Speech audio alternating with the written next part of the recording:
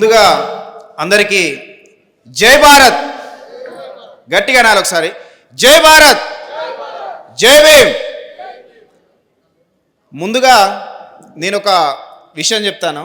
ఏంటంటే నేను ముప్పారం ప్రకాష్ అన్న గారు నన్ను సూర్యాపేటలో వచ్చి కలిసి చర్చించి ఇదంతా తిరిగి మాట్లాడిండు.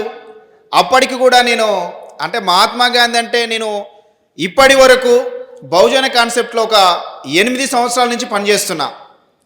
డిగ్రీలు చదివిండ్రు, వీళ్ళు ప్రొఫెసర్లు అయ్యిండ్రు, వేల పుస్తకాలు చదివినాం, మేము మేధావులు అనుకొని ప్రతి ఒక్కరు జాతీయ నాయకులు అనుకుంటారు, ప్రతి ఒక్కరు రాష్ట్ర నాయకులు అనుకొని బోర్డులు పెట్టుకొని తిరిగే వాళ్ళు కూడా ఎక్కడ కూడా నాకు మహాత్మా గాంధీ గారి గురించి సబ్జెక్ట్ చెప్పలేదు.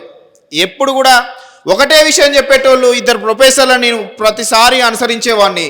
గత 8 ఏళ్ల నుంచి అందులోనే అనుసరిస్తున్నా. కప్ప బాయిలో ఏ విధంగా ఉంటుందో కదా, అటు ఇటు ముందలకి వెనకకి అదే నిజం అనుకునేటువంటి స్థాయిలో స్థితిలో నేను ఉంటే నన్ను ఎల్బీనగర్ తీసుకొని వెళ్ళి మహాజ్ఞాని అతనే ఒక గ్రంథాలయం అనేటువంటి ఓటు కంటే పెద్ద ఓటు ఏదైనా ఉన్నది అని అంటే రమణమూర్తి సార్ గారికే చెల్లుతుందని చెప్పుకుంటూ అక్కడికి పోయిన తర్వాత ఆయన విషయం సూచిక సబ్జెక్టు రైట్, ఈయన పేరు శ్రవణు, ఇది ఆధార్ కార్డు, అట్లా కాదు, అతని యొక్క మూలాల్లోకి వెళ్ళి దానికి ఒక రిఫరెన్స్ తీసుకొని వచ్చి అది రిఫరెన్స్ ఇంగ్లీష్లో ఉంటే కూడా 2 గంటల సేపు నాకు ఓటు హక్కు. మొట్టమొదటిసారిగా గాంధీ గురించి నేను ఇంతవరకు మా లింగాల గ్రామంలో గాంధీ విగ్రహం ఉంటుంది, మహాత్మా గాంధీకి ఇప్పటి వరకు నేను దండేయలేదు. ఎందుకంటే వీళ్ళు చెప్పిన చరిత్ర అబద్ధం నాకు తెలియక.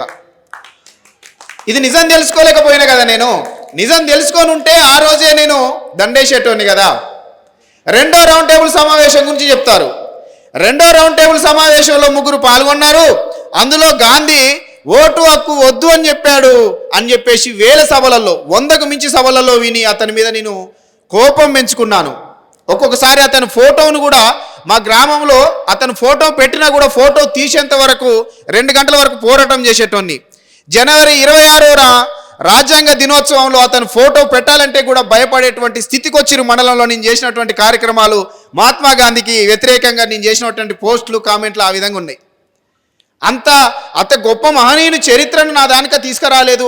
నిజం ఏదైతే ఉందో ఆ నిజాన్ని చెప్పకుండా అబద్ధాన్నే ఇన్ని రోజులు ప్రచారం చేసుకుంటూ ఆ అబద్ధాన్నే నిజమని మేధావులు ప్రొఫెసర్లము మేము డిగ్రీలు చేసినాము పట్టాలు చేసినాము అనేటువంటి ఎటువంటి ఆధారాలు లేకుండా చెప్తున్న వాళ్ళు ఇప్పటికైనా తెలుసుకోవాలి.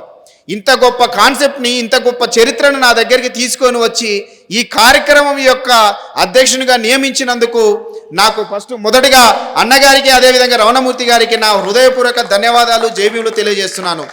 మీరు నా మీద పెట్టిన గౌరవాన్ని ఈరోజు చూశారు కదా. ఈరోజు 500 మందితోటి సభ పెట్టారు కదా. ఇదే సభ మరి ఇంకొకసారి రమణమూర్తి గారు అదేవిధంగా ఈ సెంట్రల్ కమిటీ ఇక్కడికి వచ్చినప్పుడు 1000 మందితోటి పెట్టకపోయి ఉంటే 1000 మందితోటి కనుక ఈ సభ జరగకపోతే ఇక్కడ వేసినటువంటి ప్రతి ఒక్క ఎస్సీ పోరాట వేదిక, బీసీ పోరాట వేదిక, ఎస్టీ పోరాట వేదిక ఈ వేదికలలో ఉన్నటువంటి ప్రతి ఒక్కరిని కూడా ఒక రమణమూర్తి లెక్క 10 మందిని కమిటీకి 10 మందిని తయారు చేస్తానని మీకు మాటిస్తున్నాను.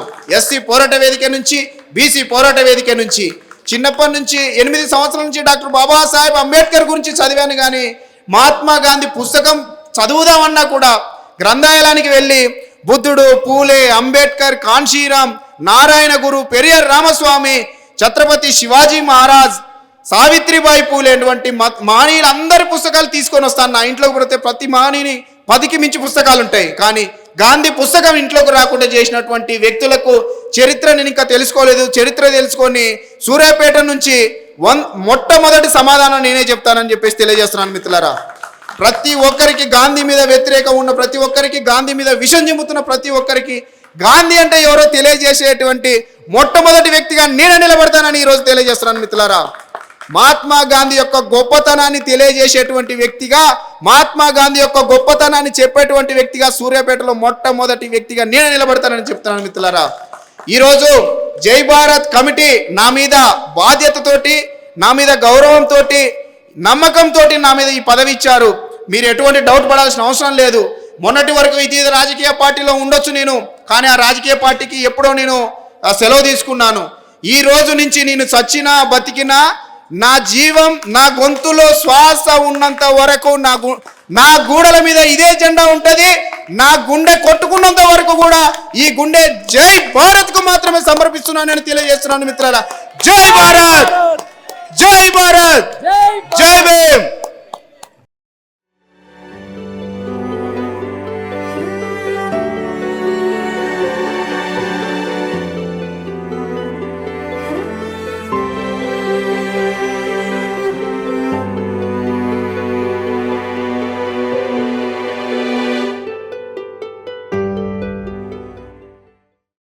మీ ఆలోచనల్ని మరింత సంపద్వంతం చేయగల ఈ పుస్తకాల్ని మీరు చదివారా?